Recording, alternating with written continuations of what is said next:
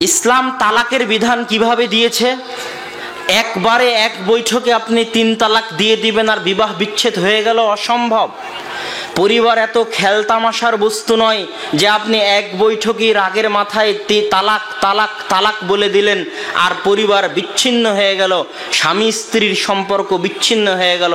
পরিবার ইসলামে এত খেলতামাশার বস্তু নয়। আল্লাহ সুবহানাহু ওয়া তাআলা বলতেছে, তুমি যদি তোমার স্ত্রীকে ছাড়তেই চাও তাহলে কমসে কম 3 মাস সময় নাও। 3 মাস চিন্তা করো, 1 মাস চিন্তা করে একবার তালাক দাও, পরের মাসে চিন্তা করে আরেকবার তালাক দাও, তারপরের মাসে চিন্তা করে আরেকবার তালাক দাও। 3 মাস সময় নাও। এবং আল্লাহ সুবহানাহু ওয়া তাআলা তালাক দিতে নিষেধ করছেন, বলছে তুমি যদি তার ব্যবহারের উপর ধৈর্য ধারণ করো তাহলে তোমরা জানো না কিসের মধ্যে কল্যাণ আছে, হতে পারে তার মধ্যেই কল্যাণ আছে, তবুও তুমি তার উপর ধৈর্য ধারণ করো। কেন? তালাকে পরিবার নষ্ট হয়ে যায়, পরিবার ধ্বংস হয়ে যায়। 3 মাস চিন্তা ভাবনা করার পর যখন আপনি তাকে তালাক দিবেন, তখন তালাক দেওয়ার পরই আবার ভাববেন তাকে বিবাহ করবেন, তা হবে না। আবার স্বাভাবিক নিয়মে ওই মেয়ের যখন আরেক স্বামীর সাথে বিবাহ হবে এবং স্বাভাবিকভাবে সংসার করতে করতে করতে করতে কোনোদিন কোনো কারণে ওই স্বামীও ভাবলো এই মেয়েকে তালাক দিতে হবে এবং একইভাবে 3 মাস চিন্তা ভাবনা করে তালাক দিল, তারপরে আপনি তার সাথে আবার পুনরায় বিবাহ বন্ধনে আবদ্ধ হতে পারেন। তার আগে হিল্লা বিবাহের মাধ্যমে আর যে কোনো মাধ্যমে পরিবার প্রথাকে খেলতামাশা বানানোর অনুমতি ইসলাম দেয়নি। কেননা ইসলামের টিকে থাকার মূল ভিত্তি হচ্ছে পরিবার। পরিবার যেই দিন ধ্বংস হয়ে যাবে সেই দিন ইসলাম থাকবে না। সম্মানিত উপস্থিতি, এই জন্য ইহুদি খ্রিস্টান বিশ্বের সবচেয়ে বড় চেষ্টা হচ্ছে কিভাবে মুসলমানদের পরিবার প্রথাকে ধ্বংস করে দেওয়া যায়। যত অবৈধ সম্পর্ক বাড়ানো যাবে, যত জেনা বাড়ানো যাবে, তত পরিবার কি হয়ে যাবে? ধ্বংস হয়ে যাবে। জারজ সন্তান বাড়বে, পিতৃ পরিচয়হীন সন্তান বাড়বে এবং আস্তে আস্তে পরিবার প্রথা থাকবে না, পরিবার ধ্বংস হয়ে যাবে, যেমনটা আমেরিকা, ইউরোপ সহ বিশ্বের বিভিন্ন দেশে ঘটতেছে। তো আমরা প্রথম আমাদের আলোচনায় বুঝাতে চাইলাম যে পরিবার ইসলামের নিকটে সবচেয়ে গুরুত্বপূর্ণ। ইসলাম টিকেই আছে পরিবারের উপর ভিত্তি করে। এবার আমরা আসি, আমরা যদি একটি আদর্শ পরিবার গড়ে তুলতে চাই, একটি সুন্দর ইসলামী পরিবার গড়ে তুলতে চাই, তাহলে আমাদের জন্য কি করণীয়? প্রথমত পরিবারের শুরুটাই হয় বিবাহ বন্ধনের মাধ্যমে, বিবাহ বন্ধনে আবদ্ধ হওয়ার মাধ্যমে। এই বিবাহ বন্ধনে আবদ্ধ হওয়াটা যদি অপবিত্র হয় তাহলে শুরুটাই হলো বরকতবিহীন, যেখানে কোনো বরকত নাই। যেমন আপনি আপনার স্ত্রীর সাথে অবৈধ প্রেমের মাধ্যমে পরবর্তীতে বিবাহ বন্ধনে আবদ্ধ হয়েছেন, এই পরিবারে বরকত থাকবে না। কেননা এখানে আল্লাহ সুবহানাহু ওয়া তাআলার বিধানকে লঙ্ঘন করানোর মাধ্যমে যাত্রা শুরু হচ্ছে পরিবারের। এবং এই পরিবার বেশি দিন টিকবেও না। কেন টিকবে না? যতদিন অবৈধ সম্পর্ক ছিল তখন উভয়ে চেষ্টা করেছে নিজেকে সবচেয়ে ভালো হিসেবে পেশ করার। প্রেমিক চেষ্টা করেছে নিজেকে সবচেয়ে ভালো হিসেবে পেশ করার প্রেমিকার সামনে, আর প্রেমিকা চেষ্টা করেছে সবচেয়ে ভালো হিসেবে পেশ করার প্রেমিকের সামনে। তো এই যুগটা ছিল তাদের জন্য স্বর্ণযুগ। তাদের লক্ষ্যই ছিল যে তারা কবে বিবাহ বন্ধনে আবদ্ধ হবে। বিবাহ বন্ধনে আবদ্ধ হওয়ার মাধ্যমে তাদের লক্ষ্য শেষ হয়ে গেছে, তাদের টার্গেট পরিপূর্ণ হয়ে গেছে। যেই দিন থেকে বিবাহ বন্ধনে আবদ্ধ হলো সেই দিনের পরের দিন থেকে এবার গন্ডগোল শুরু। কেননা এবার সকলের আসল চরিত্র বের হয়ে আসতেছে।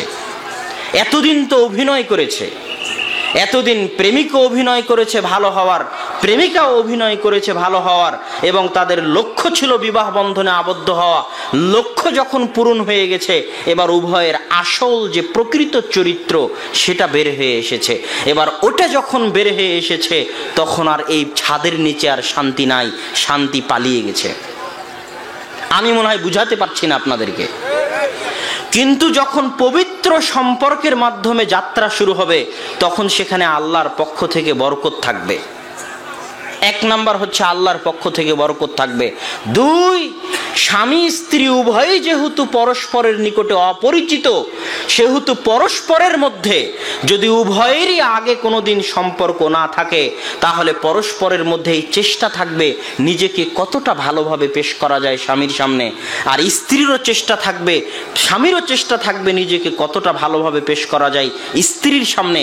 এই উভয় চেষ্টার মাঝে তাদের একটা লক্ষ্য থাকবে, কেননা যাত্রা তো শুরু হলো বিবাহ দিয়ে, লক্ষ্য থাকবে দীর্ঘস্থায়ী, বহুদূর পর্যন্ত পরিকল্পনা।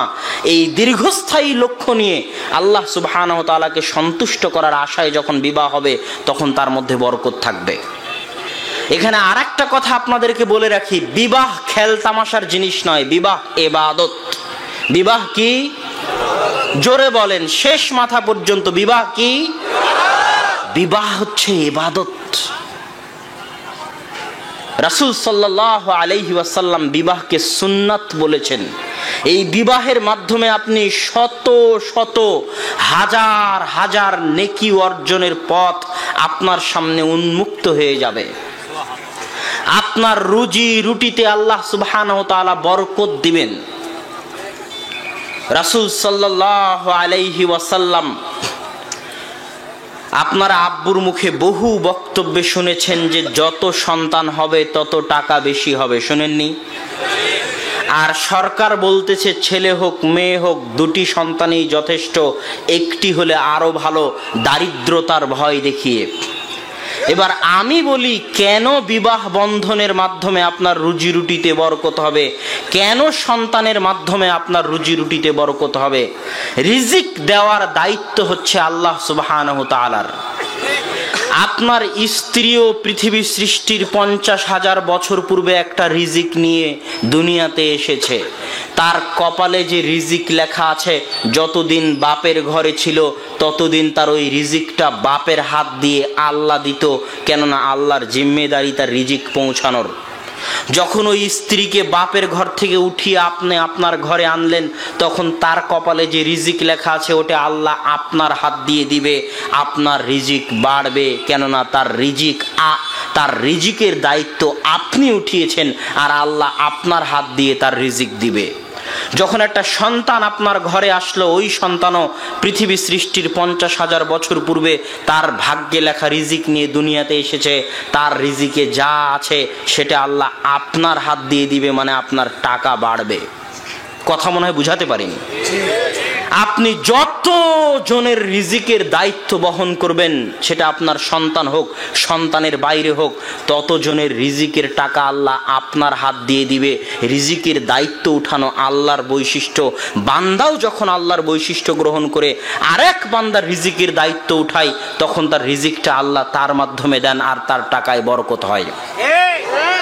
রাসূল সাল্লাল্লাহু আলাইহি ওয়াসাল্লামের দরবারে একজন সাহাবী এসে বলছে, আল্লাহ রাসূল, ইন্নালি আখুন, আমার একজন ভাই আছে, আপনার নিকটে মসজিদে সুফায় পড়ে, ও আনা মুহতারিফুন আহতারিফু, আর আমি পেশাগত জীবন যাপন করি, ব্যবসা বাণিজ্য হোক, দোকানপাট হোক, যেটাই করি, আমি একজন পেশাজীবী মানুষ। আমার ভাই তো আমার সংসারের কাজে সহযোগিতা করে না, পাল্টা আমাকেই তার খরচ বহন করতে হয়, আর সে মসজিদে নববীতে বেকার বসে থেকে আপনার দার্সে থাকে। তো এই অভিযোগ যখন সে আল্লাহ রাসূলের দরবারে করলো, তখন রাসূল সাল্লাল্লাহু আলাইহি ওয়াসাল্লাম বলছেন, লাআল্লাকা তুরযাকু বিহি, হতে পারে যে আল্লাহ সুবহানাহু তাআলা, তুমি যে রিজিকটা পাও সেই রিজিকটা আল্লাহ সুবহানাহু তাআলা, তুমি যে তোমার ভাইয়ের রিজিকের ভার বহন করতেছো, এই রিজিকের ভার বহন করার মাধ্যমে তার রিজিকটাও আল্লাহ তোমার মাধ্যমে দিচ্ছে, এই জন্য তোমার রিজিকে বরকত হচ্ছে। আর তুমি যদি এই ভার বহন করা বন্ধ করে দাও, তাহলে হয়তো এই রিজিক আসাও বন্ধ হয়ে যাবে, বরকত হওয়াও বন্ধ হয়ে যাবে। কথা বুঝেননি? এই হাদিস থেকে স্পষ্ট যে বিবাহ বন্ধনে আবদ্ধ হওয়া হচ্ছে বরকতের রাস্তাকে উন্মুক্ত করে দেওয়া। সম্মানিত উপস্থিতি, এবার বিবাহ বন্ধন যখন পবিত্র হবে, তখন বিবাহ বন্ধনের অনুষ্ঠানকেও হতে হবে ইসলামী শরীয়ত অনুযায়ী, কেননা বিবাহ একটি ইবাদত। বিবাহ একটি সুন্নাত কাজ। এই সুন্নাত কাজ যদি আপনি আল্লাহর রাসূলের দেখানো পথ অনুযায়ী করেন, তাহলে আপনার পরবর্তী মৃত্যু পর্যন্ত জীবনে আল্লাহর পক্ষ থেকে বরকত বর্ষিত হবে। আর আপনার বিবাহে যদি সবই হয় অনিসলামী কাজ, সবই হয় বেহায়াপনা, সবই হয় বেলেল্লাপনা, সবই হয় সুন্নাত বিরোধী, সবই হয় আল্লাহর রাসূল বিরোধী, প্রত্যেক যে আমল আল্লাহ এবং আল্লাহর রাসূলকে কষ্ট দেয়, সে আমল দিয়ে যদি আপনার বিবাহ সম্পূর্ণ হয়, তাহলে পরিবারের শুরুটাই হলো আল্লাহর অসন্তুষ্টি দিয়ে, পরিবারের শুরুটাই হলো আল্লাহর রাসূলের সুন্নাতকে অমান্য করে। এই পরিবার আদর্শ পরিবার হতে পারে না। এই জন্য সজাগ থাকতে হবে যুবক। ইসলামের সবচেয়ে বড় জিম্মেদারি হচ্ছে তানশিয়াতুল জিল সালেহ, একটা সৎ প্রজন্ম জাতিকে উপহার দিয়ে যাওয়া। এটা ইসলামের সবচেয়ে বড় জিম্মেদারি। আদম আলাইহিস সালাতু ওয়াস সালাম আসার পর থেকে নিয়ে কিয়ামত পর্যন্ত পিতা সন্তান এই যে বংশ পরম্পরায় আল্লাহ সুবহানাহু ওয়া তাআলা মানুষের প্রজন্মকে রক্ষা করে চলেছেন, এটা আল্লাহর পৃথিবী সৃষ্টির সবচেয়ে বড় উদ্দেশ্য, যেন একটা সৎ প্রজন্ম আমরা জাতিকে উপহার দিতে পারি। একটা সন্তান, ছোট বাচ্চা যে শিশু আসে, সে হেলায় ফেলায় ফেলে দেওয়ার বস্তু নয়। বিবাহ যেমন হেলায় ফেলায় ফেলে দেওয়ার বস্তু নয়, তেমনি যে ছোট সন্তান আসতেছে, সেও হেলায় ফেলায় ফেলে দেওয়ার বস্তু নয়। তাকে নিয়ে ইসলামের বিশাল পরিকল্পনা আছে। ওই ছোট্ট যে বাচ্চা আসতেছে, তাকে নিয়ে ইসলামের বিশাল পরিকল্পনা আছে, যা রাসূল সাল্লাল্লাহু আলাইহি ওয়াসাল্লামের হাদিসগুলোকে সামনে রাখলে স্পষ্ট হয়। যখন আপনি আপনার স্ত্রীর সাথে সাংসারিক জীবনে লিপ্ত হবেন, মিলিত হবেন, তখন আল্লাহ রাসূল দোয়া শিখিয়ে দিয়েছে যেন ওই মিলনের মাধ্যমে যদি সন্তান আসে, সেই সন্তান যেন শয়তানের প্রভাব মুক্ত হয়। কত সুদূর প্রসারী পরিকল্পনা! আপনি যেটা আনন্দের মাধ্যম মনে করে স্ত্রীর সাথে লিপ্ত হচ্ছেন, সেই আনন্দের মাধ্যমের মধ্যেও ইসলামের সুদূর প্রসারী পরিকল্পনা আছে। ওই আনন্দের মাধ্যম থেকে যে সন্তান আসবে, সেই সন্তানও যেন সৎ হয়। এই জন্য ইসলাম, আল্লাহ রাসূল দোয়া শিখিয়ে দিয়েছে সেই মিলনের সময়, যেই দোয়ার অর্থের মধ্যে এটা আছে, হে আল্লাহ, তোমার নামে আমরা আজকে শুরু করতেছি সম্পর্ক, এর মাধ্যমে তুমি যে সন্তান দিবে, সেই সন্তানকে তুমি শয়তানের সংস্পর্শ থেকে দূরে রাখিও। কত সুদূর প্রসারী পরিকল্পনা ইসলামের! আপনার এই মিলিত হওয়াটাও যদি আল্লাহর সন্তুষ্টির জন্য হয়, তাহলে মিলিত হওয়ার মধ্যেও আল্লাহ সুবহানাহু ওয়া তাআলা নেকি রেখেছেন। কেননা এটাই যদি আপনি আর একজনের সাথে অন্যায়ভাবে করতেন, তাহলে গুনাহ হতো। সেটা আপনি সৎভাবে করলেন, এই জন্য নেকি হবে। পারিবারিক জীবনে প্রত্যেক যা কিছু আপনি করবেন, তার পিছনে শুধু যদি নেকির নিয়ত থাকে, তাহলে পারিবারিক জীবনে আপনি যা কিছু করবেন, সব কিছুর পিছনে আপনি নেকি পাবেন। রাসূল সাল্লাল্লাহু আলাইহি ওয়াসাল্লাম বলছেন, মা কাসাবার রাজুলু কাসবান আতিয়াবা মিন আমালি ইয়াদিহি ওয়া মা আনফাকার রাজুলু আলা নাফসিহি আও আহলিহি ওয়া ওয়ালাদিহি আও খাদিমিহি ফাহুয়া লাহু সাদাকাতান।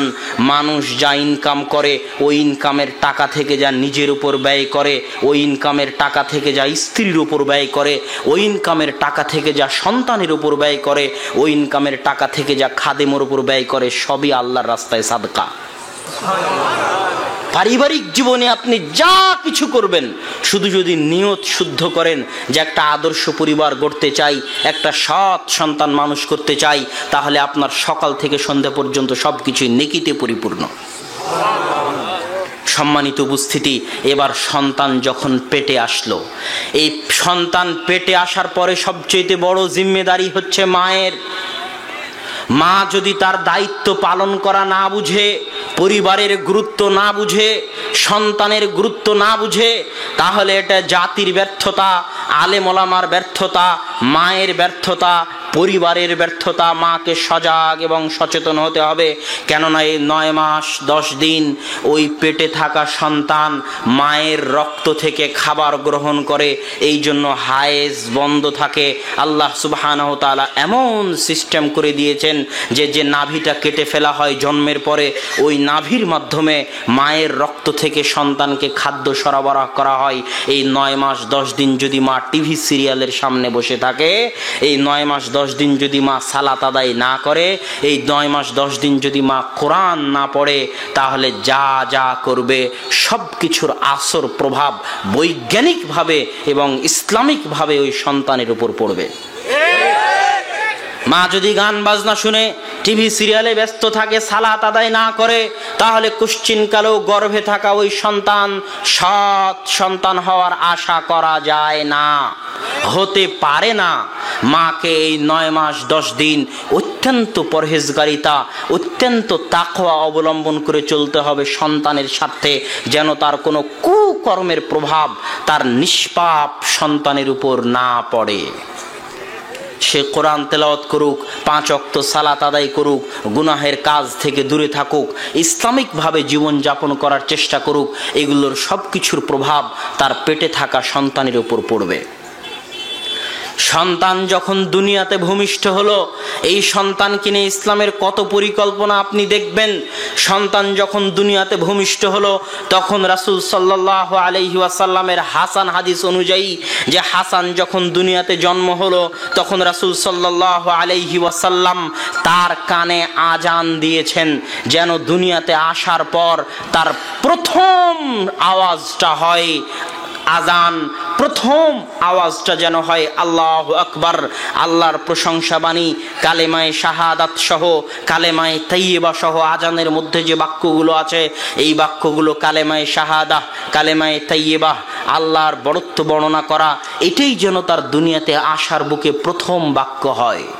এটা ইসলামের পরিকল্পনা ওই ছোট্ট সন্তানকে নিয়ে। যখন ওই ছোট্ট সন্তান আসলো, আজান দেওয়া হয়ে গেল, তখন সাহাবী বলতেছেন যে আমার যখন ছোট্ট সন্তান, আনাবি মুসা আল-আশআরী রাদিয়াল্লাহু তাআলা আনহু, উলিদ আলী গোলামুন, আমার যখন ছোট্ট সন্তান জন্ম নিল, ফাতাইতু বিহিন নবী সাল্লাল্লাহু আলাইহি ওয়াসাল্লাম, আমি এই ছোট্ট সন্তান নিয়ে আল্লাহর রাসূলের দরবারে আসলাম। ফাসাম্মাহু ইব্রাহিম, আল্লাহর রাসূল তার নাম রাখলেন ইব্রাহিম। ফাহান্নাকাহু বিতামারাতিন, আল্লাহর রাসূল একটা খেজুর মুখে নিয়ে সেই খেজুরটাকে নরম করে ওই ছোট্ট বাচ্চার মুখে আল্লাহর রাসূলের পবিত্র মুখের লালা মিশ্রিত, আল্লাহর রাসূলের মুখের লালা মিশ্রিত ওই খেজুরটা ওই ছোট্ট শিশুর মুখে দিয়ে দিলেন। এটাকে বলা হয় তাহনিক। ওয়া দাআ লাহু বিল বারাকাহ, এবং তার জন্য বরকতের দোয়া করে দিলেন। কেন? পৃথিবীতে আসার পরে এই ছোট্ট সন্তান যেন একজন সৎ মানুষের সংস্পর্শ পায়। এটা ইসলামের পরিকল্পনা। এগুলো সব ইসলাম বলে দিয়েছে, রাসূল সাল্লাল্লাহু আলাইহি ওয়াসাল্লাম শিখিয়ে গেছেন। হওয়ার পরে কানে আজান দিলেন। আজান হওয়ার পরে আপনার জানা মতে একজন সৎ মানুষ, পরহেজগার মানুষ, যাকে আপনি মনে করেন সৎ, যাকে আপনি মনে করেন পরহেজগার, সেই সৎ পরহেজগার মানুষের সংস্পর্শে সন্তানকে নিয়ে যান, তার থেকে তাহনিক করান এবং তার থেকে দোয়া করিয়ে নেন। আল্লাহ সুবহানাহু ওয়া তাআলা যদি তার মুখের দোয়াকে কবুল করে, তো আল্লাহ সুবহানাহু ওয়া তাআলা আপনার সন্তানকেও কবুল করতে পারেন। এবার যখন সন্তান হয়ে গেল, 7 দিন অপেক্ষা করতে হবে। 7 দিন পর একসাথে 3টে কাজ। এই একটা ছোট্ট সন্তানকে নিয়ে ইসলামের কত পরিকল্পনা, যা আপনি কোনোদিন ভেবেও দেখেননি। একটা ছোট্ট সন্তান, কাজ শেষ হচ্ছে না, 7 দিন পর 3টে কাজ। 1, সুন্দর নাম রাখতে হবে। কেন সুন্দর নাম রাখতে হবে? ইসলামে কুলক্ষণ শিরক, কিন্তু সুলক্ষণ জায়েজ। এটা মনে রাখবেন। ইসলামে তিয়ারাহ মানে কুলক্ষণ। রাস্তায় বের হলাম, বিড়াল রাস্তা অতিক্রম করলো, ভাবলেন সামনে হয়তো বিপদ আছে, এটা শিরক। বাড়ির পিছনে হুতুম পেঁচা ডাকলো, ভাবলেন হয়তো বিপদ আসতেছে, এটা শিরক। যে কোনো প্রকার কুলক্ষণ গ্রহণ করা ইসলামে শিরক, কিন্তু ইসলামে সুলক্ষণ জায়েজ, যেটাকে আরবিতে বলে তাফাউল। আব্দুল মুত্তালিব তার পোতার নাম মুহাম্মদ কেন রেখেছিল? সুলক্ষণ গ্রহণ করেছিল এই নামের মাধ্যমে, যে হাম্মাদা ইউহাম্মিদু, মুহাম্মদ মানে যার প্রশংসা করা হবে। এই নামের মাধ্যমে তিনি সুলক্ষণ গ্রহণ করেছিলেন, যেন আমার সন্তান, আমার এই পৌত্র সারা পৃথিবীতে একজন প্রশংসিত ব্যক্তি হয়। আল্লাহ কি আব্দুল মুত্তালিবের সেই সুলক্ষণকে বাস্তবায়ন করেননি? এই জন্য ইসলাম বলছে নাম রাখতে হলে সুন্দর নাম রাখতে হবে, যেন সেখান থেকে আপনি সুলক্ষণ গ্রহণ করতে পারেন যে আমার সন্তান বড় হলে এমনই ভালো হবে, এমনই সুন্দর হবে, এমনই পরহেজগার হবে। এই সুলক্ষণ গ্রহণ করার জন্য সুন্দর নাম রাখতে হবে। এটা হলো সপ্তম দিনের দিন প্রথম কাজ। দ্বিতীয় কাজ, তার আকিকা দিতে হবে। যদি ছেলে সন্তান হয় তাহলে দুটো, যদি মেয়ে সন্তান হয় তাহলে একটা খাসি দিয়ে তার আকিকা দিতে হবে। তার জন্য আল্লাহর রাস্তায় আল্লাহর নামের রক্ত প্রবাহিত করতে হবে। এটাও ইসলামের পক্ষ থেকে দেওয়া জিম্মেদারি। একটা ছোট্ট সন্তানকে নিয়ে ইসলামের কত পরিকল্পনা।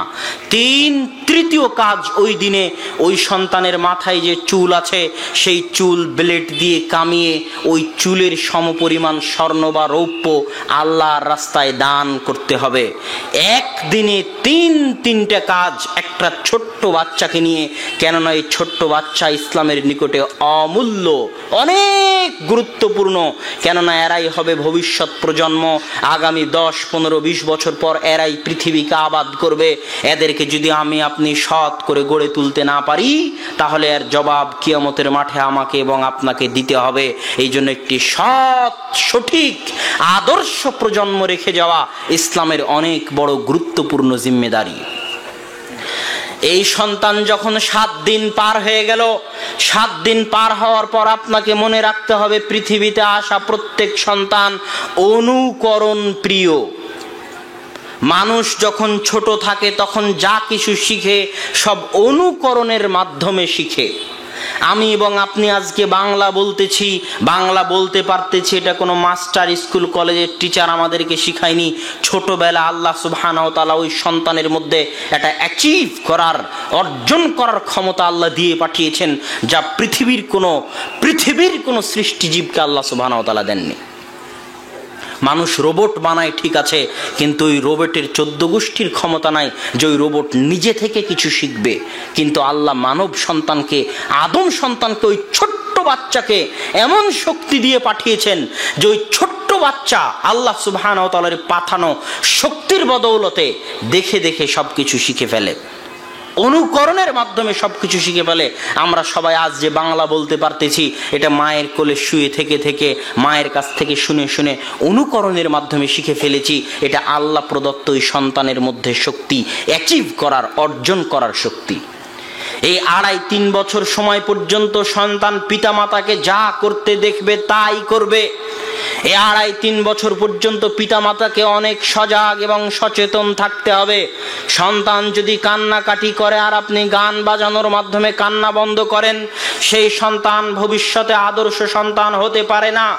সন্তানকে যখন মা দুধ খাওয়াবে তখন যদি বিসমিল্লাহ বলে দুধ না খাওয়াই, তাহলে তার সাথে শয়তানও দুধ পান করবে।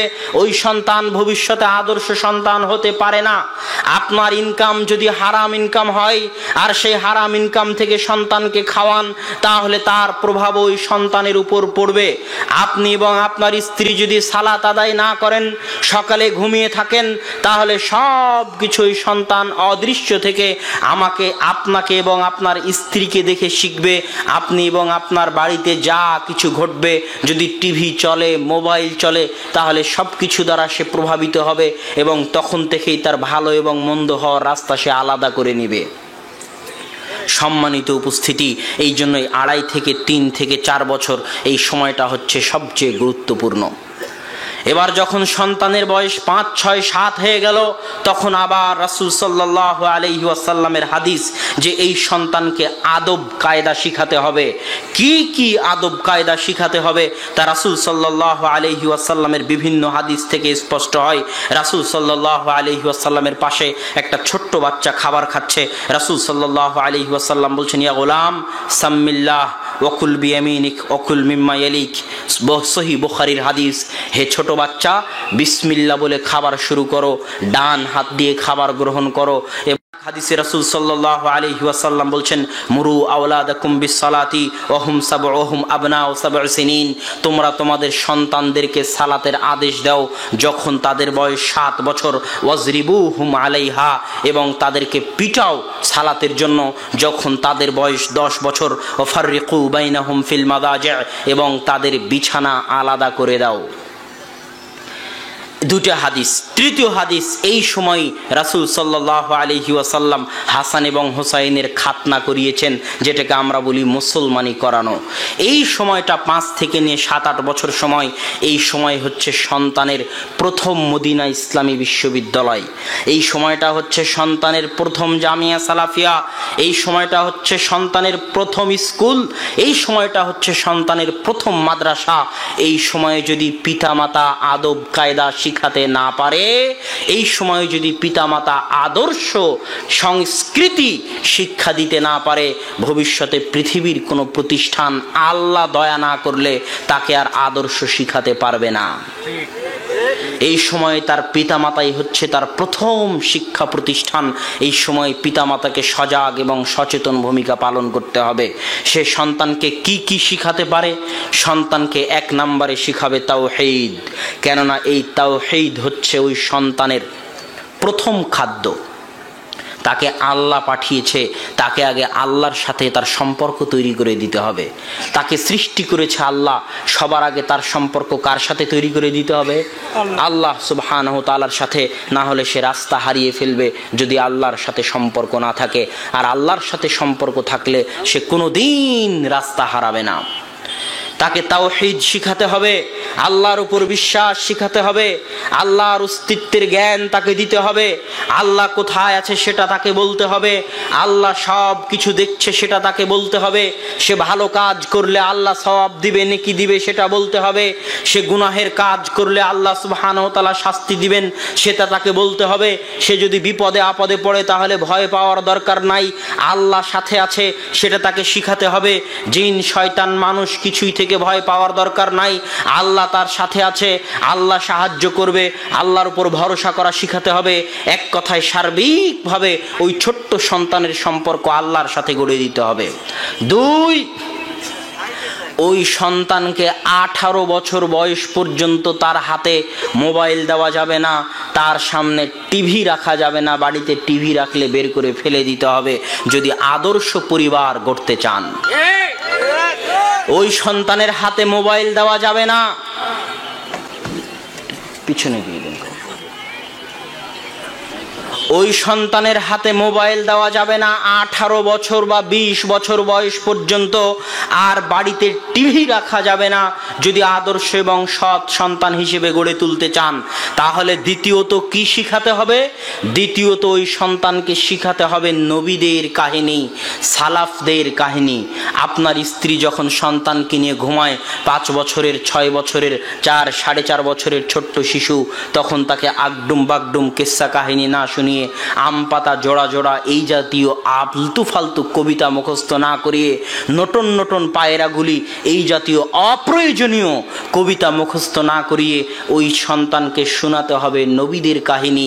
ইব্রাহিম আলাইহিস সালাতু ওয়াস সালামের কাহিনী, নূহ আলাইহিস সালাতু ওয়াস সালামের কাহিনী, কিভাবে ইব্রাহিম আলাইহিস সালামকে আগুনে ফেলে দেওয়া হলো, তারপরে আগুন পুড়ল না, কিভাবে সারা জালেম বাদশার নিকট থেকে মুক্তি পেল, কিভাবে ইউসুফকে কুয়াতে ফেলে দেওয়া হলো, কুয়া থেকে কিভাবে আল্লাহ উদ্ধার করলো, কিভাবে ইউসুফকে জেলে নিক্ষেপ করে দেওয়া হলো, কিভাবে জেল থেকে আল্লাহ ইউসুফকে বাদশা বানিয়ে দিলেন, কিভাবে মুসাকে সমুদ্রে ফেলে দেওয়া হলো, সমুদ্র থেকে কিভাবে উঠিয়ে আল্লাহ মুসার সবচেয়ে বড় শত্রুর ঘরে মুসাকে লালন পালন করলেন, কিভাবে ফেরাউনকে আল্লাহ নদীতে ডুবিয়ে দিলেন, কিভাবে ঈসা পিতা ছাড়া জন্মগ্রহণ করলো।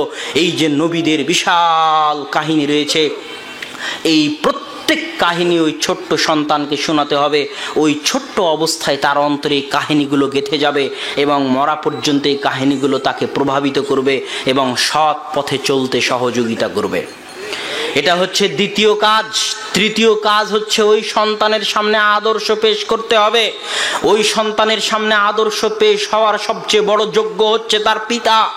ওই সন্তানের সামনে আদর্শ পেশ হওয়ার সবচেয়ে বড় যোগ্য তার দাদা।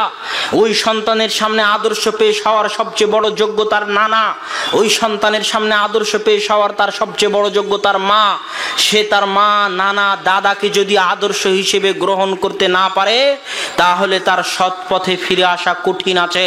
পিতা মাতাকে ব্যক্তিত্ববান, ভারাত্বপূর্ণ, ন্যায়পরায়ণ, আদর্শবান হতে হবে, যাতে সন্তান তাদেরকে দেখে শিখে।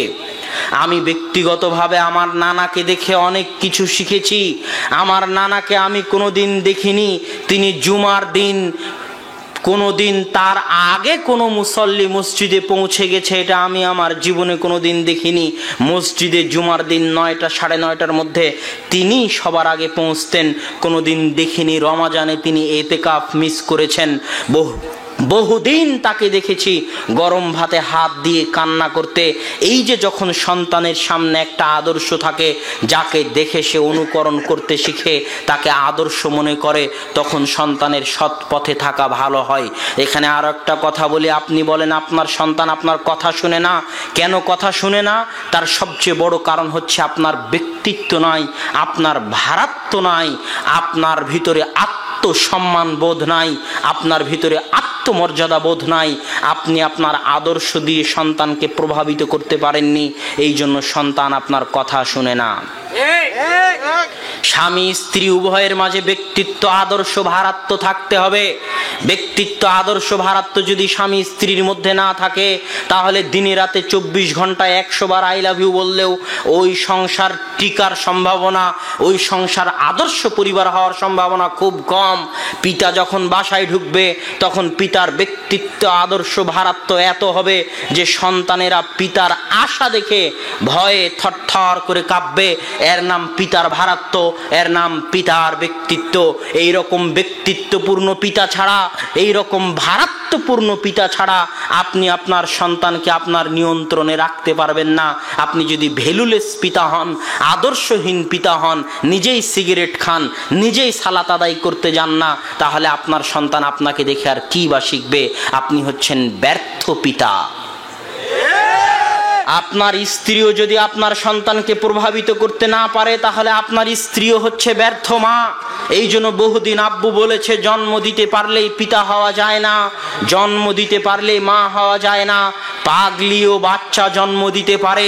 পিতা হতে হলে, মাতা হতে হলে দায়িত্ব পালন করা শিখতে হবে, দায়িত্ব গ্রহণ করা শিখতে হবে, নিজের মধ্যে ব্যক্তিত্ব এবং ভারাত্ব আনা শিখতে হবে। সম্মানিত উপস্থিতি, আমরা এই পর্যায়ের আলোচনায় দেখছিলাম, 1 নাম্বার, সন্তানকে তার সৃষ্টিকর্তার সাথে সম্পর্ক তৈরি করে দিতে হবে। 2 নাম্বার, সন্তানের সামনে নবীদের জীবনী পেশ করতে হবে। 3 নাম্বার, সন্তানের সামনে তার ব্যক্তিত্ববান, ভারাত্বপূর্ণ পিতা, দাদা, নানা থাকতে হবে, যাদেরকে দেখে সে শিখবে। যদি না থাকে, তাহলে এটা অনেক কঠিন এবং ভয়াবহ হবে। হতে পারে পরবর্তীতে সে তার কোনো শিক্ষক দ্বারা, কোনো শিক্ষিকা দ্বারা, কোনো আদর্শ পরামর্শদাতা দ্বারা, কোনো বক্তা, কোনো শায়েখ দ্বারা প্রভাবিত হয়ে আবার সঠিক পথে ফিরে আসতে পারে। তারপরে সন্তানের উপর যেটা পিতামাতার দায়িত্ব, সেটা হচ্ছে সন্তানকে লক্ষ্য নির্ধারণ করতে সহযোগিতা করতে হবে। সন্তান ভবিষ্যতে বড় হয়ে কি হবে, এই লক্ষ্য নির্ধারণ করতে পিতামাতাকে সাহায্য করতে হবে। এই লক্ষ্য নির্ধারণ করতে যদি আপনি সন্তানকে ব্যর্থ হন, তাহলে ওই সন্তান মাঝিবিহীন নৌকার মতো কোনো রাস্তা খুঁজে পাবে না। কি করবে?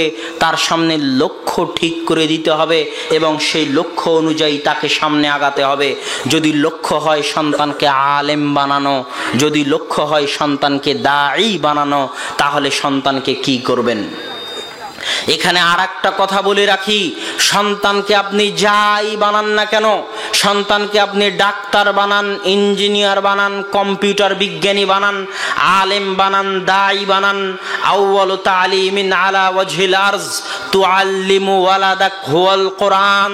আসমানের নিচে জমিনের উপরে সর্বপ্রথম যে শিক্ষাটা আপনি আপনার সন্তানকে দিতে বাধ্য, ফরজে আইন দিতে বাধ্য, আসমানের নিচে জমিনের উপরে আপনি আপনার সন্তানকে যেটাই বানান না কেন, সর্বপ্রথম যে শিক্ষা আপনি দিতে বাধ্য, সেটা হচ্ছে কোরআনের শিক্ষা। কোরআনের শিক্ষা ছাড়া অন্য কোনো শিক্ষা যদি সন্তানকে দেন হারাম হবে। আলিফ বা তা সা পড়া ছাড়া, কোরআন পড়তে পারা ছাড়া সন্তানকে যদি কিন্ডারগার্টেনে ভর্তি করে থাকেন, ইংরেজি শিক্ষার জন্য ইংলিশ মিডিয়ামে ভর্তি করে থাকেন, তাহলে আমি আব্দুল্লাহ ফতোয়া দিয়ে গেলাম হারাম হবে। সন্তানকে সর্বপ্রথম যেটাই বানান না কেন, সর্বপ্রথম যে শিক্ষা দিতে আপনি বাধ্য, সেটা হচ্ছে আপনার সন্তানকে যে কোনো মূল্যে কোরআন পড়তে পারতে হবে। কোরআন পড়া আপনার সন্তানকে শিখাতে হবে। মিশরে যদি যান তাহলে মিশরের মুচিও দেখবেন কোরআনের হাফেজ, মিশরের মেথরও দেখবেন কোরআনের হাফেজ। তারা তাদের সন্তানকে সর্বপ্রথম কি শিখায়? কোরআন শিখায়। আর এটা ফরজ। ইবনু তাইমিয়া রাহিমাহুল্লাহ ফতোয়া দিয়েছেন আরবি ভাষা শিক্ষা করা সকল মুসলমানের জন্য ফরজ। এটা ইবনু তাইমিয়া রাহিমাহুল্লাহর ফতোয়া। আরবি ভাষা শিক্ষা ছাড়া, কোরআন পড়া ছাড়া কোনো মুসলমান বেঁচে থাকতে পারে?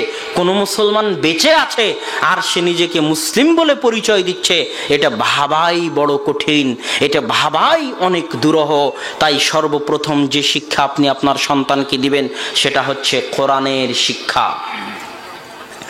এবার আপনি যদি আপনার সন্তানকে দায়ী বানাতে চান, আপনি যদি আপনার সন্তানকে আলেম বানাতে চান, তাহলে আপনার সন্তানের সামনে তিনটা স্তর আছে।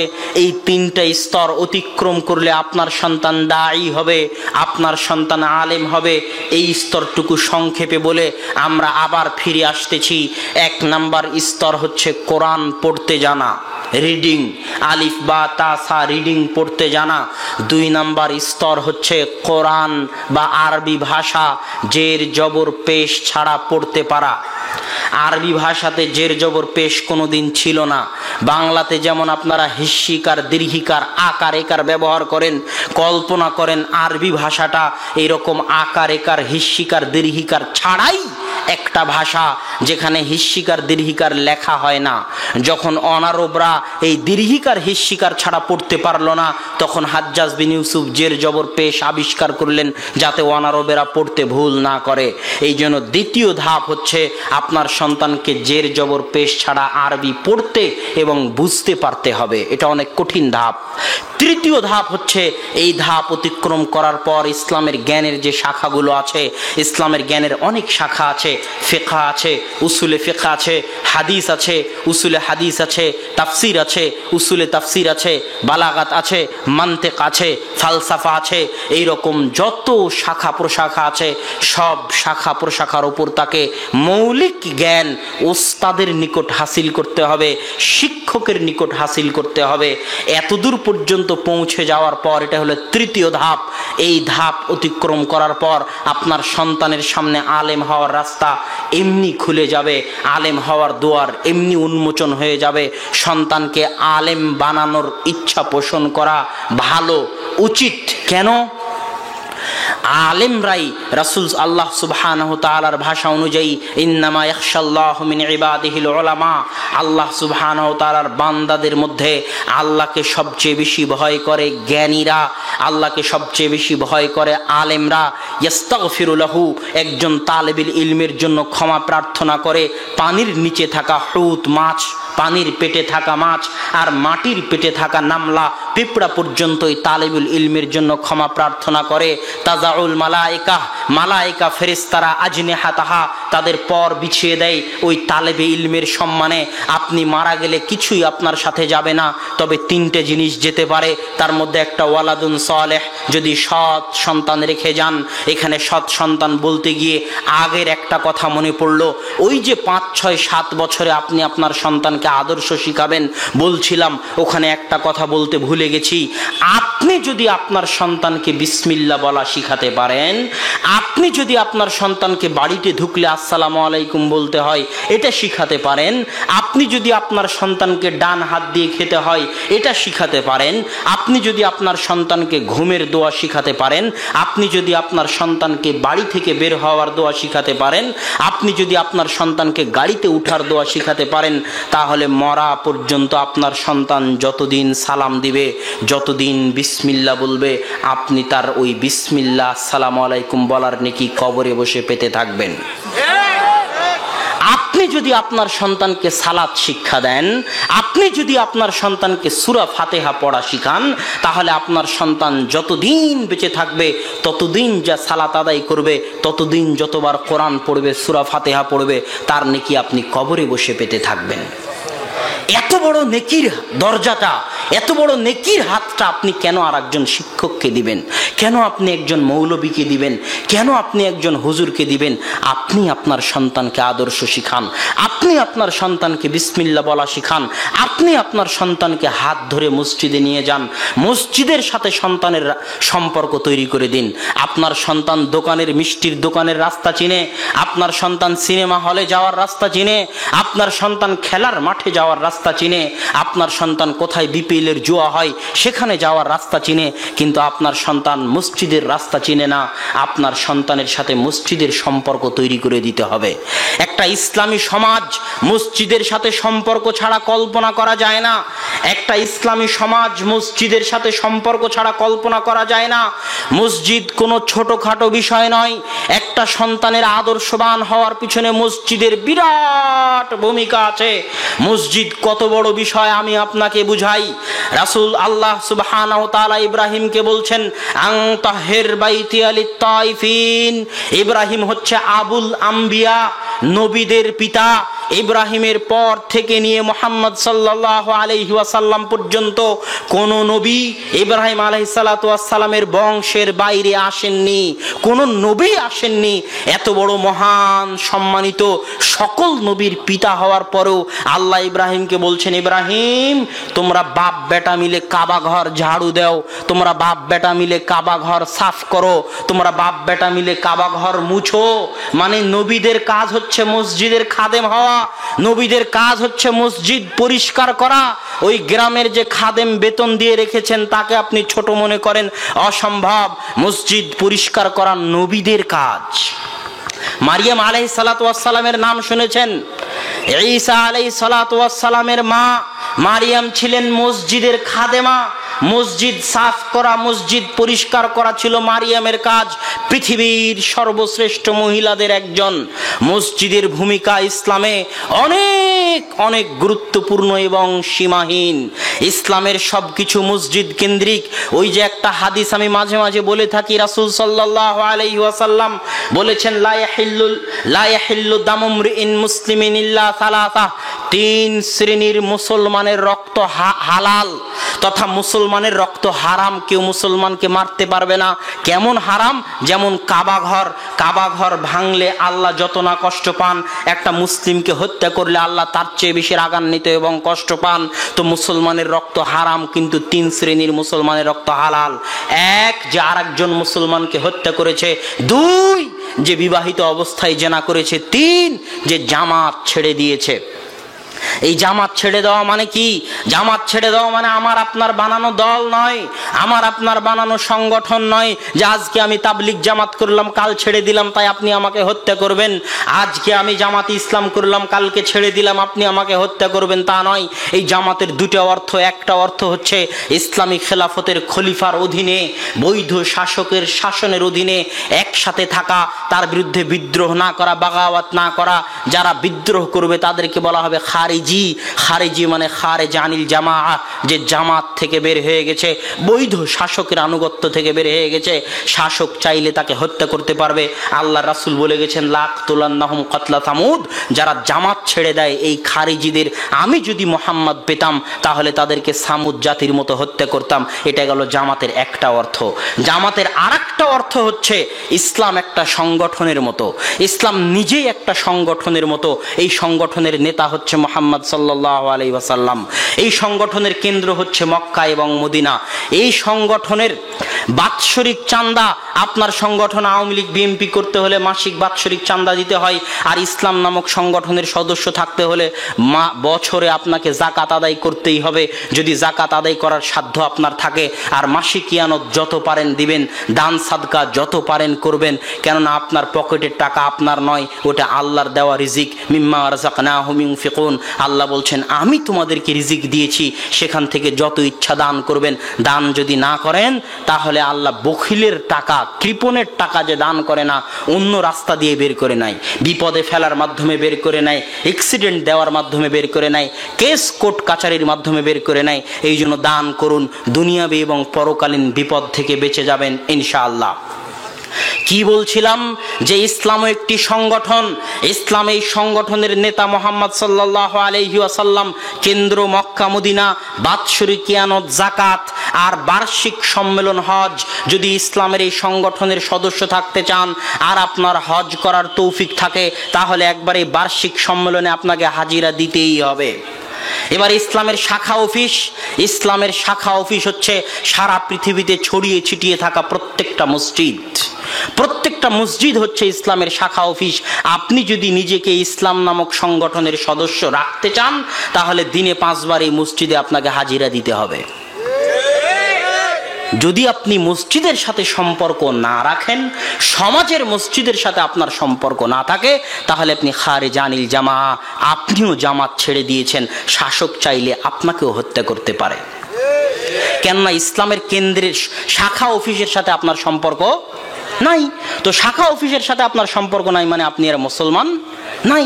শাখা অফিসের সাথে আপনাকে দিনে 5 বার ওখানে উপস্থিত হয়ে হাজিরা দিতে হবে। এটা ইসলামের নিয়ম, পৃথিবীর যেখানেই থাকেন না কেন। এই জন্য মসজিদের ভূমিকা ইসলামে অনেক গুরুত্বপূর্ণ। কিসের চেয়ারম্যান মেম্বার, কিসের এমপি মন্ত্রী, যদি ইসলামী খেলাফত আবার ফিরে আসে, তাহলে মসজিদ থেকে বিচার আচার হবে, মসজিদ থেকে বিবাহ পড়ানো হবে। মসজিদ হচ্ছে ইসলামী সমাজের সবকিছুর কেন্দ্র। গণতন্ত্র নামক অবৈধ শাসন এসেছে, এই জন্য চেয়ারম্যান মেম্বার চোর চামারের ভোট নিয়ে বিচার করতেছে। বিচার করবে মসজিদের ইমাম, এবং যোগ্য ব্যক্তিকে ইমাম নিয়োগ করতে হবে। ইমাম হবে সমাজের সবচেয়ে সম্মানী, সবচেয়ে আদর্শবান, সবচেয়ে ব্যক্তিত্ববান, সবচেয়ে মর্যাদাপূর্ণ এবং সবচেয়ে অনুসরণীয় অনুকরণীয় ব্যক্তি। সমাজ চলবে তার নেতৃত্বে। মসজিদ হবে সমাজের কেন্দ্র। সমাজের সবাই মসজিদে হাজিরা দিতে বাধ্য। বিবাহ শাদী, কেস কোর্ট কাচারি, আদালত, এভরিথিং। মসজিদ হচ্ছে ইসলামী সমাজের সবকিছু। এই জন্য আপনার সন্তানকে যদি সৎ আদর্শবান বানাতে চান, তাহলে তারপরের চতুর্থ গুরুত্বপূর্ণ কাজ হচ্ছে আপনার সন্তানের সম্পর্ক কার সাথে তৈরি করতে হবে? মসজিদের সাথে। বাপ বেটা মিলে মসজিদে গিয়ে চিন্তা করবেন মসজিদের আজকে লাইট নাই। বাপ বেটা মিলে মসজিদে গিয়ে চিন্তা করবেন মসজিদের বিল কত আসলো। বাপ বেটা মিলে মসজিদে গিয়ে চিন্তা করবেন মসজিদ ঝাড়ু দেওয়া লাগবে, মসজিদে আগে ভাগে যাব। বাপ বেটা মিলে চিন্তা করবেন মসজিদের মাদুর ময়লা হয়ে গেছে, পরিষ্কার করতে হবে। মসজিদ হচ্ছে আপনার নিজের জিনিস, মসজিদ হচ্ছে আপনার নিজের বাড়ি। মসজিদের সাথে যদি বাপ বেটা মিলে সম্পর্ক না রাখতে পারেন, ইব্রাহিম, ইসমাইল আর মারিয়ামের মতো যদি মসজিদের খেদমত না করতে পারেন, তাহলে আদর্শ, সৎ, সুন্দর ইসলামী পরিবার গড়ে ওঠা কঠিন আছে। আল্লাহ সুবহানাহু ওয়া তাআলা আমাদের তৌফিক দান করুক, আল্লাহুম্মা আমিন। সম্মানিত উপস্থিতি, সন্তানকে যদি আলেম এবং দায়ী বানাতে চান, তাহলে 3টা স্তর বললাম। তারপরে সন্তানের সাথে মসজিদের সম্পর্ক তৈরি করে দিতে হবে, এটাও বললাম। এবার সন্তান যে রাস্তাতেই যাক, যদি 7, 8, 9, 10 বছর পর্যন্ত আপনার কাছ থেকে আদব কায়দা আদর্শ সব শিখে থাকে, যদি বাড়িতে টিভি না থেকে থাকে, 18 বছর বয়স পর্যন্ত সন্তানের হাতে যদি মোবাইল না দিয়ে থাকেন, আর বাড়িতে যদি একজন ব্যক্তিত্ববান ভারাত্বপূর্ণ দাদা সন্তান পেয়ে থাকে, একটা পিতা সন্তান পেয়ে থাকে, যার হাত ধরে ধরে সে মসজিদে যাবে, আর তার সম্পর্ক যদি মসজিদের সাথে হয়ে থাকে, তাহলে আপনি আপনার প্রায় 90% কাজ সম্পূর্ণ করে ফেলেছেন, আলহামদুলিল্লাহ। এবার আপনার কাজ কি? এবার একটা কাজ আপনার বাকি আছে। সন্তান যখন বালেগ হয়ে যাবে, সন্তানের যখন বয়স হয়ে যাবে, তখন অবৈধ সম্পর্কে লিপ্ত হওয়ার আগেই সন্তানকে তার সঙ্গিনীর সাথে বিবাহ বন্ধনে আবদ্ধ করিয়ে দিন। যে সমাজে বিবাহ যত কঠিন, সে সমাজে জেনা তত সহজ। যে সমাজে বিবাহ যত কঠিন, সে সমাজে জেনা তত সহজ। আল্লাহর রাসূলের সাহাবী বিবাহ করে নিয়েছে, আল্লাহর রাসূলের দরবারে উপস্থিত হয়েছে। আল্লাহ রাসূল বলছে, কি ব্যাপার আব্দুর রহমান, তোমার গায়ে হলুদ কেন, মনে হচ্ছে তুমি বিবাহ করেছো? তো বলে, হ্যাঁ আল্লাহর রাসূল, আমি বিবাহ করেছি। দেখেন, আল্লাহর রাসূলের সাহাবী বিবাহ করেছে, আল্লাহ রাসূল জানেই না। মানে বিবাহ কত সহজ ছিল, বিবাহ কত সহজ ছিল। আমরা বিবাহকে অনুষ্ঠান দিয়ে দিয়ে অনুষ্ঠান দিয়ে দিয়ে বিবাহকে সবচেয়ে কঠিন পরিণত করেছি। আল্লাহ রাসূলের সাহাবী বিবাহ করেছে, আল্লাহ রাসূল জানেই না। বিবাহকে করতে হবে সমাজের সবচেয়ে সহজ বস্তুতে। কোন রসম রেওয়াজ যা আছে, যে রসম রেওয়াজ আমিও জানি না কত রসম রেওয়াজ আছে, আমারও মনে নাই, কেননা এই জাতীয় বিবাহে কোনোদিন অংশগ্রহণ করার আমার সুযোগ হয়নি, এই জন্য নাম ধরে ধরে বলতে পারতেছি না, আমভাবে বলে যাচ্ছি। বিবাহের যত রসম রেওয়াজ আছে সব রসম রেওয়াজকে পা দিয়ে পিষে একমাত্র সহজ পদ্ধতিতে বিবাহকে চালু করতে হবে। কি সহজ পদ্ধতি? মেয়ের পিতা উপস্থিত থাকবে, সন্তান উপস্থিত থাকবে যে বিবাহ করবে, দুইজন সাক্ষী উপস্থিত থাকবে, যিনি বিবাহ পড়াবেন তিনি উপস্থিত থাকবেন। মসজিদের মধ্যে সাদামাটা ভাবে মেয়ের পিতা ওই বরকে বলবে তোমার সাথে বিবাহ দিলাম, তুমি কবুল করো। ছেলে বলবে কবুল করলাম, এত টাকা মোহরানা। এই মোহরানার মাধ্যমে শারীরিক সক্ষমতা, অর্থনৈতিক সক্ষমতা অর্জনের মাধ্যমে অত্যন্ত সহজ এবং সিম্পল ভাবে বিবাহকে সমাজে সহজ করে দিতে হবে। যদি সমাজে বিবাহকে কঠিন করে দেন ডিগ্রির নামে, সার্টিফিকেটের নামে, এখনো অনার্স করনি, এখনো মাস্টার্স করনি, অথচ শারীরিক সক্ষমতা আছে, টাকা পয়সা উপার্জনের ক্ষমতা আছে, সন্তানের টাকা না থাকলেও পিতার টাকা আছে, আপনি যদি আর একটা মেয়ের খাবারের ভার গ্রহণ করেন, আপনার সম্পদে আল্লাহ বরকত দিবে, আপনার সম্পদ কমবে না। আপনার যদি নিজেরই আর একটা মেয়ে হতো তাহলে তার আপনি খাবারের ভার গ্রহণ করতেন, সেখানে আপনার সন্তানের বইয়ের খাবারের ভার গ্রহণ করাতে আপনার টাকা কমবে না, বরং তাকে সহযোগিতা করলে আল্লাহ বলছেন তোমরা তোমাদের ওয়ানকিহুল আয়ামা, তোমাদের মধ্যে যারা দরিদ্র গরিব আছে, টাকা পয়সা নাই, তাদেরকে বিবাহ করিয়ে দাও, আল্লাহ সুবহানাহু ওয়া তাআলা ধন সম্পদে বরকত দিবেন।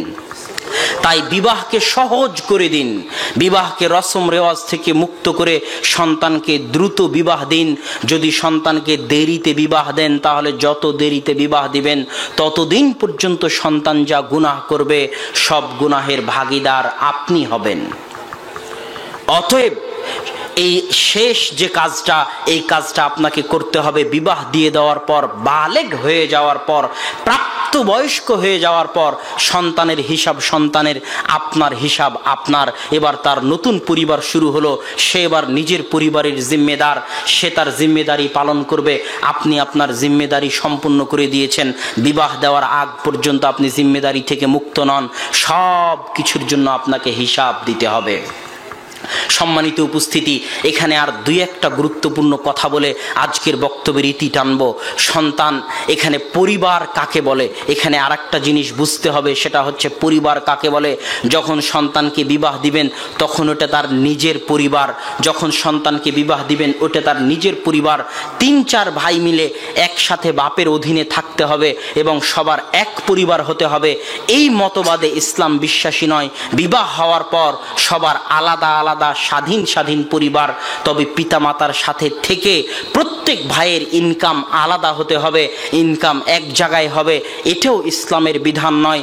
আপনার পরিবারের অন্তর্ভুক্ত আপনি, আপনার স্ত্রী, আপনার ছেলে মেয়ে আর আপনার বাপ মা, এটা হচ্ছে আপনার পরিবারের অন্তর্ভুক্ত। আপনার বাপ মা যদি নিজে ইনকাম করে খেতে পারে, নিজে ইনকাম করার মতো সামর্থ্য থাকে, তাহলে এখনো বাপ মায়ের দায়িত্ব আপনার উপর আসেনি। যেই দিন পিতামাতা ইনকাম করে খেতে পারবে না সেই দিন এবার পিতামাতার দায়িত্ব আপনার উপর। আপনিও যদি আদর্শ পরিবারের সদস্য হতে চান তাহলে পিতামাতার সকল দায়িত্ব আপনাকে বহন করতে হবে। কেন? পিতামাতাই আপনার জান্নাত, পিতামাতাই আপনার জাহান্নাম। মায়ের পায়ের নিচে জান্নাত। আপনি যদি জান্নাত কিনতে চান তাহলে পিতামাতার খেদমত করতে হবে, পিতামাতার দোয়া নিতে হবে। পিতামাতার দোয়া ছাড়া, পিতামাতার খেদমত ছাড়া, পিতামাতার দোয়ার সাথে সরাসরি আল্লাহর আরশের কানেকশন থাকে। এই জন্য যত কষ্টই হোক, যত ঝামেলাই হোক, যত কিছুই হোক, অন্তর থেকে স্ত্রী সহ সকলে মিলে পিতামাতার খেদমত করতে হবে এবং পিতামাতার ব্যয়ভার বহন করতে হবে। তাহলে কি হবে?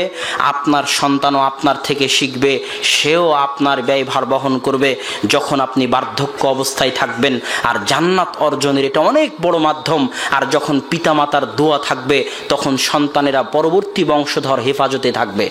দলিল, মুসা আলাইহিস সালাতু ওয়াস সালাম এবং তার সাথে খিজির তাদের দুইজনের যে সাক্ষাৎ হলো, ওই যে মুসা আলাইহিস সালাম দাবি করেছিলেন আমি সবচেয়ে জ্ঞানী, আল্লাহ বললেন আমার আরেকজন জ্ঞানী বান্দা আছে, সফর করো, মাছ ভেজে নাও, মাছ যেখানে জীবিত হয়ে পালিয়ে যাবে ওখানে আমার বান্দাকে পাবে। সেই বান্দার সাথে সাক্ষাৎ হলো, তার নাম খিজির। খিজিরের সাথে সফর করতে করতে এক জায়গায় গিয়ে কি দেখা গেল, একটা গ্রামে তারা খাবার চাইলেন, গ্রামবাসী খাবার দিল না। তখন খাবার না দেওয়ার পরও খিজির আলাইহিস সালাতু ওয়াস সালাম টাকা দিয়ে নিজের পরিশ্রমে সুন্দর করে সাজিয়ে তৈরি করে দিলেন। তখন মুসা আলাইহিস সালাম জিজ্ঞেস করছেন, এই গ্রামের মানুষ আমাদেরকে খেতে দিল না, আপনি আবার সেই গ্রামের একটা ঘর নিজ পরিশ্রমে তৈরি করে দিলেন কেন?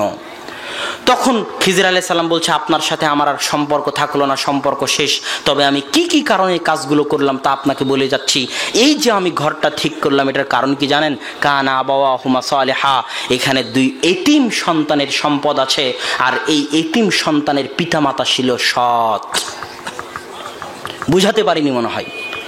সৎ পিতামাতার দোয়ার বরকতে, সৎ পিতামাতার সৎ আমলের বদৌলতে আল্লাহ নবীকে পাঠিয়েছেন তাদের সম্পদ হেফাজত করার জন্য।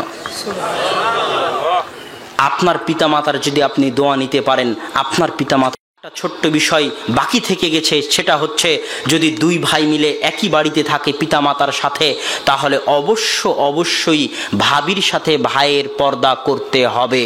পর্দা করার বিধান হচ্ছে মাহরাম, মানে যার সাথে বিবাহ হারাম একমাত্র তার সাথে পর্দা করা লাগবে না। যার সাথে বিবাহ হারাম একমাত্র তার সাথে পর্দা করা লাগবে না। পিতার সাথে বিবাহ হারাম মেয়ের, এই জন্য মেয়ে পিতার সাথে পর্দা করবে না। মায়ের সাথে ছেলের বিবাহ হারাম, এই জন্য সন্তান মা সন্তানের সাথে পর্দা করবে না। কিন্তু আপনি যদি আজকে আপনার বউকে তালাক দেন, কালকে আপনার ভাই আপনার বউকে বিবাহ বন্ধনে আবদ্ধ হতে পারবে, জায়েজ। আজকে যদি আপনার মামা আপনার মামিকে তালাক দেয়, তাহলে ইদ্যত পালনের পর আপনি আপনার মামিকে বিবাহ করতে পারবেন। আজকে যদি আপনার চাচা আপনার চাচিকে তালাক দেয়, তাহলে আপনি ইদ্যত পালনের পর আপনার চাচিকে বিয়ে করতে পারবেন। এই জন্য চাচির সাথে মামির সাথে ভাবির সাথে পর্দা বজায় রাখতে হবে। আর একটি ইসলামী পরিবার কেমন হবে? ইসলামী পরিবারের সকাল শুরু হবে ফজরের সালাতের মাধ্যমে, এবং ফজরের সালাতের পরে কোরআন তেলাওয়াতের মাধ্যমে। আপনার দিন যদি আল্লাহর কালাম দিয়ে শুরু না হয়, আপনার দিন যদি আল্লাহর কালাম দিয়ে শেষ না হয়, তাহলে আপনার চেয়ে হতভাগা নাই। আর যে বাড়িতে কোরআন পড়া হয় না, ওই বাড়ির চাইতে হতভাগা বাড়ি আর নাই। কেননা আল্লাহর কালাম বরকতময়, যেখানে আল্লাহর কালাম পড়া হবে ওখানে আল্লাহর পক্ষ থেকে বরকত হবে।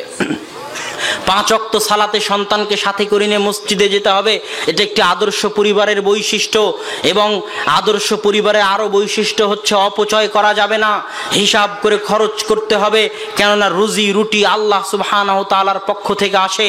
মেহমানদারি করতে কমতি করা যাবে না। মেহমান আল্লাহ সুবহানাহু ওয়া তাআলা পাঠান আপনাকে পরীক্ষা করার জন্য। মেহমানদারি করতে হবে, মানুষের সাথে ভালো ব্যবহার করতে হবে, পরিবার মিলে পরস্পরকে সৎ আমলের প্রতি উৎসাহিত করতে হবে। বাপ সকালবেলা উঠে সালাতে যায়, সন্তানকে ডাকে না, সন্তান সালাতে যায় বাপকে ডাকে না, এটাও হতে পারে না। পরস্পরকে ডেকে নিয়ে মসজিদে যেতে হবে। পরস্পরের সহযোগিতার মাধ্যমে সংসার পরিবার চালাতে হবে। মাগরিবের সালাতের পর কোরআন তেলাওয়াত করতে হবে। এশার সালাতের পর কোনো কথা কোনো গল্প গুজব বাড়িতে চলবে না। কেননা রাসূল সাল্লাল্লাহু আলাইহি ওয়াসাল্লাম এশার সালাতের পর গল্প গুজব করা অপছন্দ করতেন। আগে ঘুমাতে হবে এবং আগে ঘুম থেকে উঠতে হবে। যত আগে ঘুমাবেন, যত আগে ঘুম থেকে উঠবেন, তত আপনার শরীরের মধ্যে আপনি শক্তি পাবেন এবং কাজের মধ্যে আপনি বরকত পাবেন। সকাল শুধু বরকতে পরিপূর্ণ। রাসূল সাল্লাল্লাহু আলাইহি ওয়াসাল্লাম বলেছেন, ইন্নাল্লাহা জাআলা লিহাদিহিল উম্মাতা আল বারাকাতা ফি বুকুরিহা, আল্লাহ এই উম্মতের জন্য বরকত রেখেছেন সকালে। আর আল্লাহ বলেছেন, ফাইদা কুজিয়াতিস সালাত ফান্তাশিরু ফিল আরজ, যখন সালাত শেষ হয়ে যায় ফজরের, তখন আল্লাহর জমিনে ছড়িয়ে পড়ো। ফজরের সালাতের পর ঘুমিও না, আল্লাহর জমিনে ছড়িয়ে পড়ো আল্লাহর রিজিক অনুসন্ধান করার জন্য। ইবনুল কাইয়িম রাহিমাহুল্লাহ বলতেছে যে সালাফে সালেহিন যদি কোনো দূরের সফরে থাকতেন, কোনো কঠিন কাজ করতেন রাত জেগে, তবুও তারা ফজরের পর ঘুমাতেন না, সূর্য উঠা পর্যন্ত অপেক্ষা করতেন, সূর্য উঠার পর ঘুমাতেন। কেননা ফজরের পরে আসমান থেকে বরকত বর্ষিত হয়। ফজরের পর যদি আপনি কাজ শুরু করেন, তাহলে আপনার কাজে বরকত হবেই হবে। সেটা পড়া হোক, সেটা চাষাবাদ হোক, সেটা ব্যবসা বাণিজ্য হোক। এই জন্য ফজরের নামগুলো দেখলেও আপনি বুঝতে পারবেন। আল্লাহ সুবহানাহু ওয়া তাআলা ফজরের বিভিন্ন নাম দিয়েছে। সকালবেলা দেখবেন ফুল ফোটে, সকালবেলা সূর্য ওঠে, সকালবেলা পাতাগুলো সজীব হয়ে থাকে। আল্লাহ ফজরকে ফাজর বলেছেন, ফাজর মানে প্রস্ফুটিত হওয়া। আল্লাহ ফজরকে সুবহ বলেছেন, আরবিতে সুবহ যখন বাচ্চা হাসে তখন আরবিতে সেটাকে সুবহ বলা হয়। আল্লাহ ফজরকে আসফার, ইসফার বলেছেন, যেটা নতুনভাবে ফুটে ওঠে, নতুনভাবে আলোকিত হয়, সেটাকে আসফার বলা হয়। আল্লাহ সুবহানাহু ওয়া তাআলা ফজরকে তাজাল্লা বলেছেন, ওয়ান নাহারি ইযা তাজাল্লা, জ্বলে ওঠা, ফুটে ওঠা, তথা সকলের সব সকালের সব নামের সাথে জ্বলে ওঠা, ফুটে ওঠা, আলোকিত হওয়া আছে। যারা সকালকে কাজে লাগাতে পারবে তারাও জীবনে সফল হবে, তাদের জীবনে আলোকময় হয়ে উঠবে। যে পরিবার সকালকে কাজে লাগাতে পারবে সেই পরিবারও আলোকময় হয়ে উঠবে। ইহুদি খ্রিস্টানেরা বই লিখেছে যে সকালের জাদু, সকাল হচ্ছে জাদুময়। আপনি যদি আপনার জীবনকে জাদুর কাঠি দিয়ে পরিবর্তন করতে চান তাহলে পারিবারিকভাবে সকালকে কাজে লাগাতে হবে। আল্লাহ সুবহানাহু ওয়া তাআলা আমাদেরকে একটি আদর্শ পরিবার গড়ে তোলার তৌফিক দান করুক, আল্লাহুম্মা আমিন। আমি আপ্রাণ চেষ্টা করব পরবর্তীতে আবার যদি আদর্শ পরিবারের আলোচনা করার সুযোগ হয়, যদি কোনো তথ্য, কোনো কথা, কোনো কিছু ছুটে গিয়ে থাকে, আরও পরিপূর্ণ আকারে, আরও সুন্দরভাবে আপনাদের সামনে পেশ করার। আপনি আমাদের জন্য, আমার জন্য, আমার ভাই বোনের জন্য, আব্বুর জন্য, সকলের জন্য দোয়া করবেন। আল্লাহ সুবহানাহু ওয়া তাআলা যেন আমাদেরকে তাদের দ্বীনের খাদেম হিসেবে কবুল করে, আল্লাহুম্মা আমিন। এই দোয়া চেয়ে আজকের এই সংক্ষিপ্ত খুতবা এখানেই শেষ করতেছি। ওয়া আখিরু দাওয়ানা আনিল হামদুলিল্লাহি রাব্বিল আলামিন। আসসালামু আলাইকুম ওয়া রাহমাতুল্লাহি ওয়া বারাকাতুহু।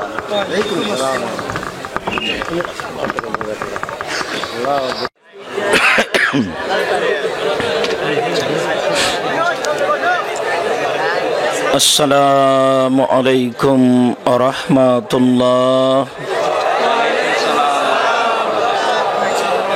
আলহামদুলিল্লাহি ওয়াহদা ওয়াসসালাতু ওয়াসসালামু আলা মান লা নাবিয়্যা বা'দা। আম্মা বা'দ, ফাআউযু বিল্লাহি মিনাশ শাইতানির রাজীম।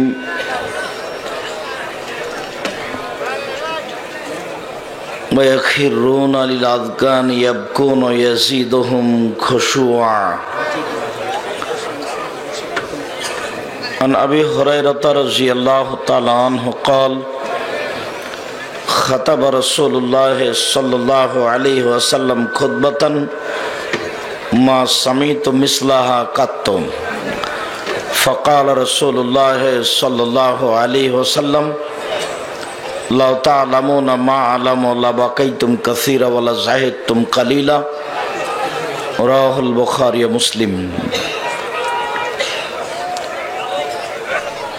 সম্মানিত উপস্থিতি, প্রশংসা আল্লাহর জন্য, শান্তি অবতীর্ণ হোক আল্লাহর রাসূলের উপর সাল্লাল্লাহু আলাইহি ওয়াসাল্লাম।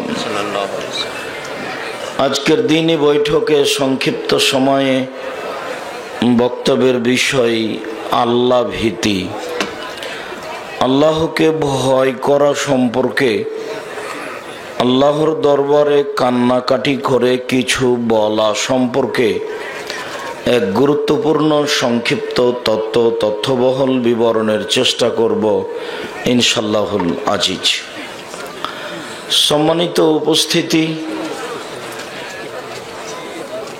আমরা এতক্ষণ পর্যন্ত আদর্শ পরিবারের উপরে যে আলোচনা শুনলাম, এই আলোচনার পরে আজকের মতো এই বৈঠকে আর আলোচনা করার প্রয়োজন আছে তা আমার বিবেচনায় আসে না।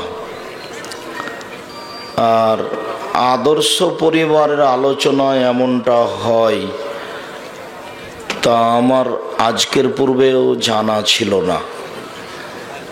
আমি আদর্শ পরিবারের আলোচনা বিভিন্ন দিন করেছি, যা শতদিনের আলোচনা আপনার মোবাইলে আছে।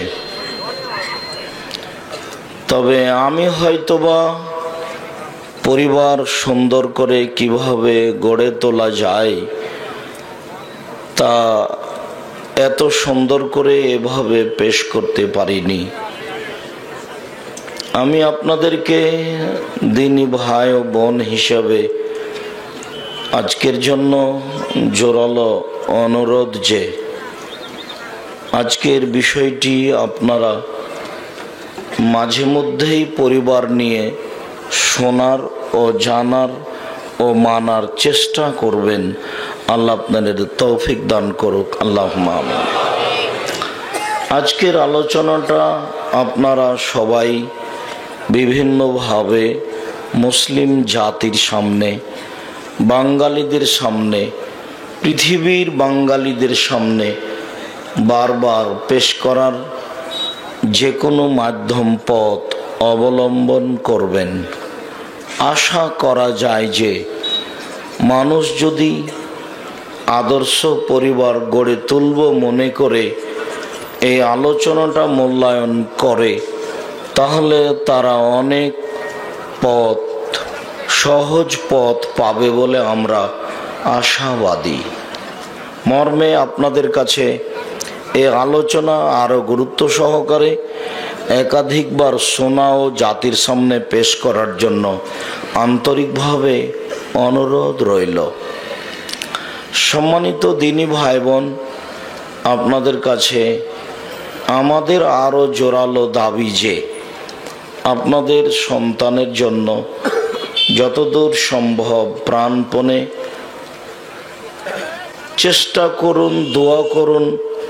তার কাছে তো অনেক আছে, তার কাছে দয়া রহমতের অভাব নেই, তার অনেক দয়া রহমত। আল্লাহর নবী বলছেন যে একটা পাখি সাগরে ঠোঁটটা ডোবালো, ওই ঠোঁটে যতটুকু পানি উঠে এসেছে আর সাগরে যতটুকু পানি আছে, এতে সাগরের যতটুকু পানি কমে গেছে, আল্লাহর কাছে যত দয়া রহমত আছে, আপনাদের সবার চাওয়া অনুপাতে যদি আল্লাহ দিয়ে দেন, তাহলে ততটুকু কমবে না যতটুকু সাগর থেকে পানি কমে গেল। সাগর থেকে পানি কি বা কমল? মানুষ তো আঁচ করতে পারবে না পাখির ঠোঁটে কতটুকুই বা পানি কমল। আল্লাহর নবী বলার সময় বলেছেন, সারা পৃথিবীর মানুষ জিন একসাথে যদি নিজ নিজ প্রয়োজন চাই, আপনার প্রয়োজন একটা বাড়ি, আমার প্রয়োজন একটা গাড়ি, কারো প্রয়োজন একটা ভ্যান, সারা পৃথিবীর মানুষ এবং জিন সবাই যদি নিজ নিজ প্রয়োজন চান, একসাথে চান, আদম আমি সবাই, আর সবাকেই যদি আল্লাহ একসাথে তাদের প্রয়োজন মিটিয়ে দেন, তো তার কাছে যতটুকু আছে, যত আছে, তার ততটুকু কমবে না পাখির ঠোঁটে পানি লেগে সাগর থেকে যতটুকু পানি কমে গেছে। এভাবেই রাসূল সাল্লাল্লাহু আলাইহি সাল্লাম বলেছেন, কাজেই ছেলে মেয়ের উপরে নিরাশা হওয়ার কিছু নেই। আপনি চাইতে থাকেন, কখনো অলস হবেন না। রাসূল সাল্লাল্লাহু আলাইহি সাল্লাম বলছেন, ইস্তাজাবু লিল আবদ মা লাম ইয়াদু বিইসমিন ওয়া কাতিয়াতি রাহিমিন ওয়া মা লা ইস্তাজিল। আদমের ছেলে মেয়ের সবার দোয়া কবুল করা হয়, তবে পাপের দোয়া করলে কবুল হয় না, সম্পর্ক ছিন্ন করার দোয়া করলে কবুল হয় না, আর তাড়াহুড়া করে যদি দোয়া করতে লেগে তাহলে কবুল হয় না। পাপের দোয়া, কেউ বলছে আল্লাহ অশ্লীল কাজে লিপ্ত হয়েছি, কেউ যেন না দেখে, এইটা হলো পাপের দোয়া। সম্পর্ক ছিন্ন করার দোয়া, ভাইয়ের সাথে ঝগড়া লেগে ভাইকে বলছে যে আমার ভাগ অন্যের কাছে বিক্রি করে চলে যাব, আল্লাহ যেন তোর মুখ আর কোনোদিন দেখার সুযোগ না দেয়। ভাইকে এভাবে বলছে। ভাইয়ের সাথে সম্পর্ক রাখবে না। আমি একদিন আমাদের গ্রামে বাপ মরার পরে ভাইয়ে ভাইয়ে গন্ডগোল করে বাড়ি ঘর জমি জায়গা ভাগ করতে দেখেছি। তাতে ঢেঁকিটা কেটে ভাগ করে নিয়েছে। ঢেঁকিটা কেটে ভাগ করে নেওয়ার দৃশ্যটা আমার চোখের সামনে। আল্লাহ বলেছেন আবুদুল্লাহ ওয়ালা তুশরিকু বিহি শাইআ, আল্লাহর ইবাদত করো, তার সাথে শিরক করো না। এটা হলো আল্লাহর সাথে ভালো আচরণ। আল্লাহর সাথে মানুষ ভালো আচরণ করতে পারে কি করে? শিরক করবে না, ইবাদত করবে, তাহলে আল্লাহর সাথে ভালো আচরণ হলো। ওয়াবিল ওয়ালিদাইনি ইহসানা, আর বাপ মায়ের সাথে ভালো আচরণ করো অনেকভাবে। তারপরে বলছেন অবিদিল কুরবা, নিকট আত্মীয়র সাথে ভালো আচরণ করো। পৃথিবীতে সবচেয়ে নিকট আত্মীয় হলো ভাই, তবে ভাই আপনার পরিবার নয়। আব্দুল্লাহ ওই জায়গায় একটা স্পষ্ট করছিল যে বিবাহ দিয়ে ভাই থেকে ভাইকে পৃথক করে দিতে হবে। ভাই কিন্তু আপনার পরিবার নয়, আপনি আর আপনার ভাই আপনার বাপের পরিবার, আর আপনি আর আপনার স্ত্রী আর আপনার ছেলে মেয়ে আপনার পরিবার। আমাদের রাজশাহী চাঁপাইনবাবগঞ্জে বলে ভাই ভাই ঠাই ঠাই। তো ভাই আপনার পরিবার নয়। বিবাহ দিলে ও তার উপার্জন নিয়ে ব্যস্ত, এ তার উপার্জন নিয়ে ব্যস্ত। একটু সমস্যা ঘটলে খুব মারামারি করে। যার জন্য আল্লাহ বলছেন ভালো আচরণের সবচেয়ে নিকট আত্মীয় হলো ভাই ভাই। অবিজিল কুরবা অলিয়াতামা, এতিমের সাথে ভালো আচরণ করো। এতিমের সাথে ভালো আচরণ মানে ওকে লালন পালন করো, তাহলে তুমি আর আমি জান্নাতে একসাথে থাকবো। তুমি যে এতিমের লালন পালন করো এই জন্য